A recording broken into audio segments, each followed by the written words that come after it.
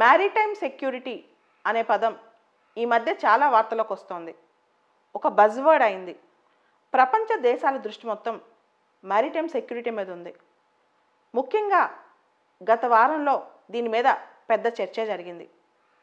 మనందరికీ తెలుసు, ఐక్యరాజ్యసమితి భద్రతా మండలిలో భారతదేశం ప్రస్తుతం అశాశ్వత సభ్యురాలుగా ఉందని చెప్పి ప్రతి నెల ఐక్యరాజ్యసమితి భద్రతా మండలిలో ఒక్కొక్క దేశం అధ్యక్షత వహిస్తుంది. ఆగస్టు నెలలో భారతదేశం అధ్యక్షత వహిస్తోంది.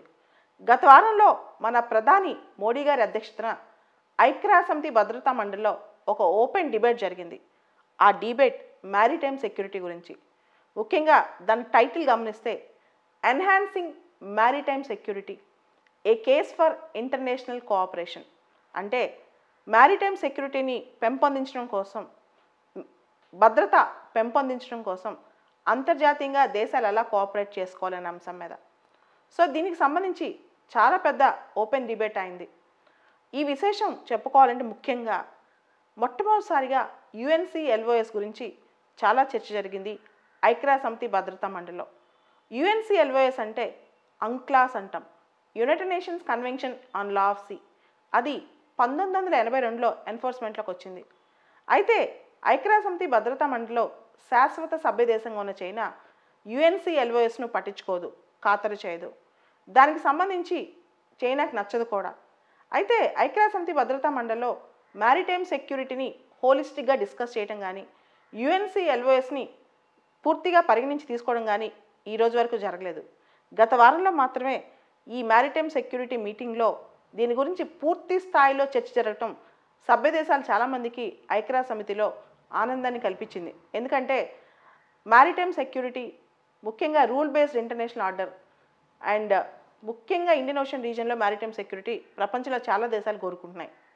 మనందరికీ తెలుసు, భారతదేశంలో దాదాపు 7,516 కిలోమీటర్ల పాటు కోస్ట్ లైన్ ఉంది. అంటే మనకి మ్యారిటైమ్ సెక్యూరిటీ, నేషనల్ సెక్యూరిటీ రెండు కూడా ముడిపడి ఉన్నాయి. అంటే సీలేన్ సెక్యూరిటీ బాగుంటే భారతదేశ భద్రత కూడా బాగుంటుంది.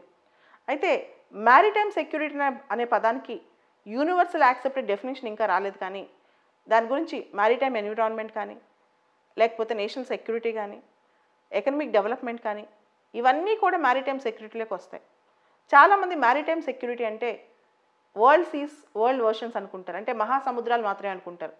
అయ్యే కాదు, రీజనల్ సీస్ కానీ, సీ పోర్ట్స్ కానీ ఇలాంటివి కూడా మ్యారిటైమ్ సెక్యూరిటీలోకి వస్తాయి.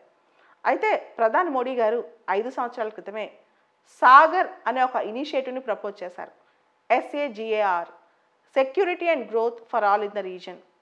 అంటే ఇండియన్ ఓషన్ ప్రాంతంలో అన్ని దేశాలు సమిష్టిగా అభివృద్ధి చెందాలని, ముఖ్యంగా సస్టైనబుల్గా ఓషన్స్ని యూజ్ చేసుకోవాలని, అదేవిధంగా ఓషన్ భద్రతను కూడా కాపాడాలని. మనందరికీ తెలుసు, మ్యారిటైమ్ సెక్యూరిటీలో ocean piracy, weapon smuggling, illegal immigration, దాంతోపాటు టెర్రరిజం, ఓషన్స్లో టెర్రరిజం, ఎన్విరాన్మెంటల్ క్యాటాస్ట్రోఫ్, ఇవన్నీ కూడా ఓషన్స్లో ఇప్పుడు జరుగుతున్నాయి. వీటన్నిటి నుంచి మనం కాపాడుకోవాలి. దీనికోసం మ్యారిటైమ్ సెక్యూరిటీ చాలా అవసరం అని చెప్పి ఇండియా చాలా సంవత్సరాల నుంచి IORA, ఇండియన్ ఓషన్ రిమ్ అసోసియేషన్లో సభ్యురాలుగా ఉంది. 2 సంవత్సరాల క్రితం ఇండియన్ ఓషన్ కమిషన్కు అబ్జర్వర్ అయింది. దాంతోపాటు బ్లూ ఎకానమీ అనే కాన్సెప్ట్ని కూడా ఇండియా బాగా సపోర్ట్ చేస్తుంది. బ్లూ ఎకానమీ అంటే ఓషన్ రిసోర్సెస్ని వాడి ఆర్థికంగా అభివృద్ధి చెంది దాంతోపాటు భద్రతను కూడా పెంపొందించడం.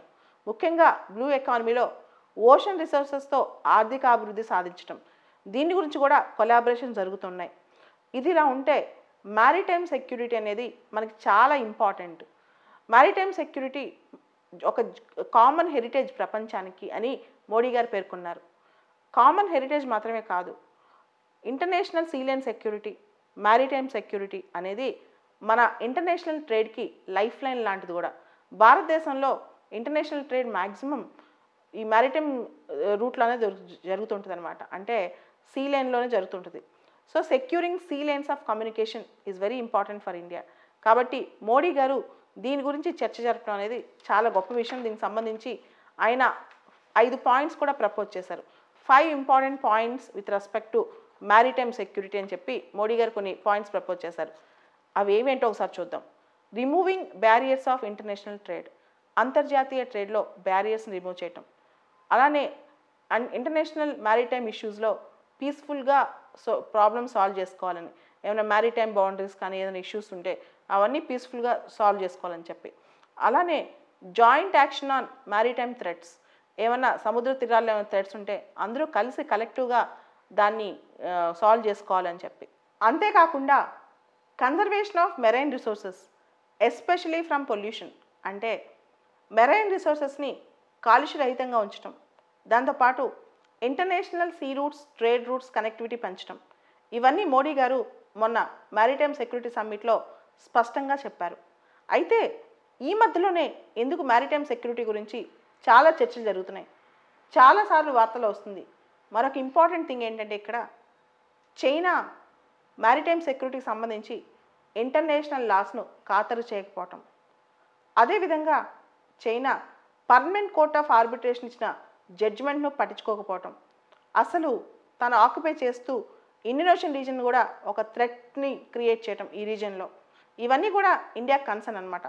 ముఖ్యంగా మనం 2019లో చూసుకుంటే చైనా రీసెర్చ్ షిప్ ఒకటి షియాన్-1 అనేది మన అండమాన్ నికోబార్ ఐలాండ్స్ దగ్గర కనిపించింది. మనకు థ్రెట్గా మనం భావించాం. అదేవిధంగా పోయిన సంవత్సరం ఇండియా చైనా మధ్య టెన్షన్స్ పెరుగుతున్నాయి లడాక్ ప్రాంతంలో.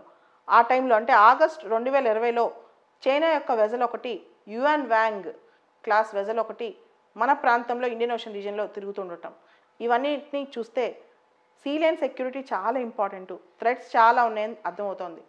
సో ఈ మధ్య టెక్నాలజీ బాగా పెరిగిపోవడంతో సీలేన్లో ఫిజికల్గానే కాదు టెక్నాలజికల్గా కూడా ఏమైనా అటాక్స్ జరుగుతాయేమో అని చెప్పి ప్రపంచ దేశాలు కంగారు పడుతున్నాయి. దాంతో మ్యారిటైమ్ సెక్యూరిటీ అనేది ఇప్పుడు ఒక కొత్త పదమైంది. దీని మీద మనం మెయిన్స్లో ప్రిలిమ్స్లో క్వశ్చన్స్ ఎక్స్పెక్ట్ చేయొచ్చు.